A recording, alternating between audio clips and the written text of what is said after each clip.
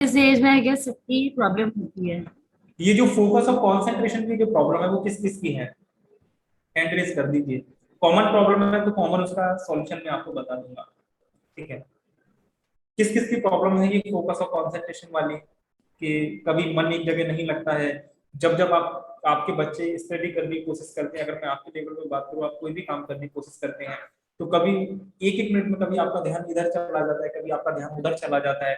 आपका मन, आपका ध्यान, आपका फोकस कंसंट्रेशन आपके कंट्रोल में होता ही नहीं है। जब जब आप उसको कंट्रोल करने की कोशिश करते हैं ना, वो आपके कंट्रोल से बाहर निकल जाता है। लगभग सबके साथ में होता है। तो मेरा आपसे सवाल है कि इस चीज का सॉल्यूशन आप तक आपने अभी तक क्यों नहीं ढूंढा, या आपको सॉल्यूशन क्यों नहीं मिला? क्योंकि इस चीज का सॉल्यूशन आप शायद उन लोगों के पास लेने के लिए गए थे जो लोगों को इसमें एक्सपर्टीज ही नहीं है, उनको पता ही नहीं है कैसे कर सकते हैं। मैं आपको ये चीज इसलिए बता सकता हूँ क्योंकि मैं कोई टीचर नहीं हूँ, मैं कुछ भी पढ़ाता नहीं हूँ, ना हिंदी इंग्लिश में ये कुछ नहीं कराता। मेरी जो एक्सपर्टीज है वो ब्रेन के अंदर है। ब्रेन कैसे काम करता है और फोकस और कंसंट्रेशन, ये सारा कुछ ब्रेन से जुड़ा है। छोटी सी चीजों को अगर आपने समझ लिया, उस पर काम कर लिया, तो ये प्रॉब्लम जड़ से खत्म हो जाएगी। और आप हमारे इस वर्कशॉप में तभी आओ जब जड़ से प्रॉब्लम को खत्म करना चाहते हो। ठीक है, वो प्रॉब्लम कैसे जड़ से खत्म होगी वो मैं आपको विद प्रैक्टिकल बताता हूँ। ठीक है जी, ध्यान से सुने, समझे। ये प्रॉब्लम्स होती क्यों है पहले उसको समझ लेते हैं, क्योंकि को सिर्फ सॉल्यूशन बताया और ये नहीं बताया कि ये किस कारण से होती है, तो हमेशा मतलब वो एक इनकम्प्लीट इंफॉर्मेशन होगी। तो कंप्लीट इंफॉर्मेशन लेते हैं।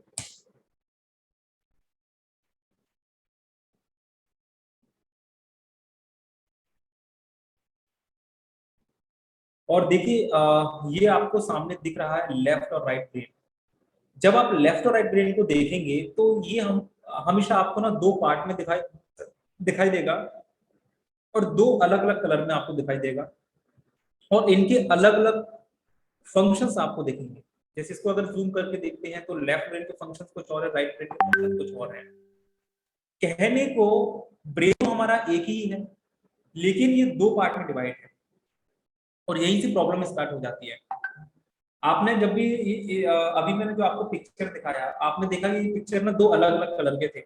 इट मीन्स कि जो ये दो अलग अलग पार्ट हैं, और जब भी आप कोई काम करते हैं ये ब्रेन के दोनों पार्ट कभी भी एक जैसे काम नहीं करते, ये हमेशा अलग अलग काम करते हैं। जैसे कि सपोज आप पढ़ाई करते हैं तो आपका लेफ्ट ब्रेन काम कर रहा है, आप टीवी देख रहे हैं, सीरियल देख रहे हैं, आपका राइट ब्रेन काम कर रहा है।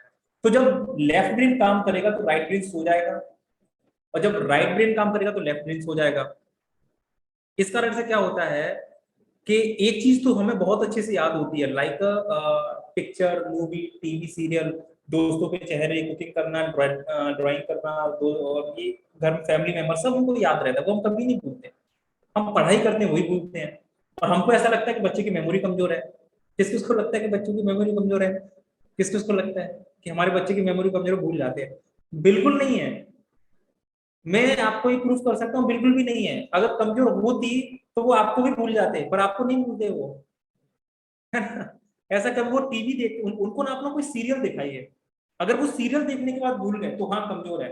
अगर वो सीरियल देखने के बाद में नहीं भूले, मूवी को देखने के बाद में अगर नहीं भूले, इट मीन्स मेमोरी बहुत अच्छी है। Choice of interest. यस, अब ऐसा होता क्यों है कि एक चीज हमको याद होती है, एक चीज याद नहीं होती है, क्यों? क्योंकि हमारा, जब भी आप कोई काम करते हैं और उसको एक्शन में लेके आने की कोशिश करते हैं, तो आपके ब्रेन के बीच में कॉन्फ्लिक्ट क्रिएट होता है। या फिर लेफ्ट ब्रेन काम करेगा या राइट ब्रेन काम करेगा। इस कारण से हम अपनी पूरी दिमागी शक्ति का यूज नहीं कर पाते हैं। इस कारण से हम अपनी मेमोरी का यूज नहीं कर पाते हैं। और जब जब हम फोकस करने की कोशिश करते हैं तो कभी हमारे दिमाग में कभी कोई विचार आता है, कभी कोई विचार आता है। जब भी आप कोई काम करते हैं, इस कारण से हम लोग डिस्ट्रैक्ट हो जाते हैं। लेकिन इसका एक सॉल्यूशन ये है कि अगर आप किसी भी तरीके से ब्रेन को बैलेंस कर लेते हैं, काम बन जाएगा। आपको फिर बच्चों को अलग से कुछ बोलने की जरूरत नहीं है, अपने आप फोकस हो जाएगा, अपने आप कंसंट्रेशन हो जाएगा, सब कुछ अपने आप होने लगेगा। तो अगर ब्रेन को ऑटोमेशन में अगर करना चाहते हैं तो ये वर्कशॉप आपके लिए है। आप ये चाहते हैं कि बार बार बच्चों को पुश ना करना पड़े, बच्चे भी अपने आप को पुश ना करें, और सब कुछ ऑटोमेशन में चले, मतलब कि जब भी वो किसी चीज को स्टडी करने की कोशिश करें तो ऑटोमेटिक उनका ध्यान वहां पे लग जाए। जब भी वो किसी चीज को लर्न करे तो ऑटोमेटिक लर्न हो जाए, इसके लिए एक्स्ट्रा एफर्ट्स नहीं लगाने। जस्ट उसी तरीके से जैसे कि हम एक दूसरे को देख रहे हैं, हमने आंखों को अलग से कोई कमांड दी क्या कि अभी देखना है, अभी पुष्पन सर को देखना है, इसको देखना है, उसको देखना, नहीं। आंखें अपने आप अपना काम कर रही हैं, कान मेरे अपने आप अपना काम कर रहा है। उसी तरीके से ब्रेन को भी ऑटोमेशन में लेके आ सकते हैं। तो हमारा काम है सबसे पहले तो ब्रेन को ऑटोमेशन में लेके आना है। ब्रेन को ऑटोमेशन में लाने के लिए क्या है, ब्रेन को बैलेंस करना पड़ेगा। ये ब्रेन को बैलेंस करने की जो टेक्निक है पूरी हमारे वर्कशॉप में आपको बताई जाएंगी, पर अभी कुछ चीजें मैं आपको बता देता हूँ जो कि सिंपल है, सरल है। ठीक है, बहुत आसान है ब्रेन को बैलेंस करना। इसके लिए क्या करना है, आपको दोनों हाथों की एक्टिविटी करना है और फिंगर की एक्टिविटी करना है। दोनों हाथों की एक्टिविटी आप अपोजिट डायरेक्शन में करें, दोनों हाथों को अलग अलग आप काम दें, क्योंकि आपका ये हाथ जो है ना आपके, ये जैसे कि आपका लेफ्ट हैंड है, ये राइट ब्रेन से कनेक्ट है, आपका राइट हैंड है, ये लेफ्ट ब्रेन से कनेक्ट है। तो दोनों हाथों को जब अलग अलग काम देंगे तो फिर क्या होगा, आपका ब्रेन बैलेंस होना स्टार्ट हो जाएगा। फिंगर्स को काम देना इसलिए जरूरी है क्योंकि ये सारी फिंगर्स आपके ब्रेन लोब से कनेक्ट हैं और उनके अंदर होते हैं न्यूरॉन्स, इसलिए फिंगर्स की एक्टिविटी करना जरूरी है। वैसे तो बहुत सारी एक्टिविटीज है, आपको कहीं ना कहीं मिल जाएंगी, बहुत सारी इफेक्टिव एक्टिविटीज है जो कि सिंपल है, जिनको एक एक मिनट प्रैक्टिस करके हम ब्रेन को बैलेंस कर सकते हैं। उसमें से 3 या 4 एक्टिविटीज मैं आपको बता देता हूँ, ठीक है, समय के अनुसार। चलिए, सबसे पहली एक्टिविटी, बहुत ही सिंपल एक्टिविटीज बता रहा हूँ, कुछ भी नहीं करना, क्योंकि हमें चीजों को सिंपल करना है ना कि कठिन। ठीक है जी, तो इस तरीके से सभी अपना हाथ करेंगे।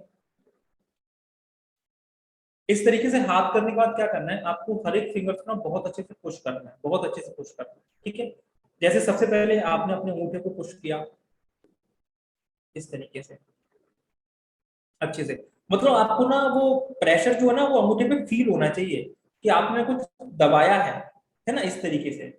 इसके बाद में फिर आप ओपन करेंगे, फिर आप अपने इंडेक्स फिंगर को दबाएंगे इस थंब से, ठीक, इस तरीके से दबाएंगे। इसके बाद में फिर ओपन करेंगे और आप अपनी फिर थंब से अपनी मिडिल फिंगर को प्रेस करेंगे अच्छे से। ठीक है जी, इसके बाद में ये रिंग फिंगर को अच्छे से प्रेस करेंगे। इसके बाद में छोटी वाली फिंगर को प्रेस करेंगे। ठीक है जी, आसान है, बहुत आसान है। अभी आंख बंद करके कम से कम 5 टाइम्स हम इसी को रिपीट करेंगे, आंखें बंद करके 5 टाइम्स इसी को रिपीट करेंगे। थंब को प्रेस करेंगे, इंडेक्स फिंगर को। आप जब भी प्रेस कर रहे हो ना, तो आप जिस तरीके से अपने अंगूठे से अपनी फिंगर्स को प्रेस कर रहे हो, आपका ना पूरा ध्यान उसी पे होना चाहिए। उसमें हल्का हल्का कुछ पेन होता है, कुछ दर्द होता है, आपका पूरा ध्यान उसकी तरफ होना चाहिए, पूरा ध्यान।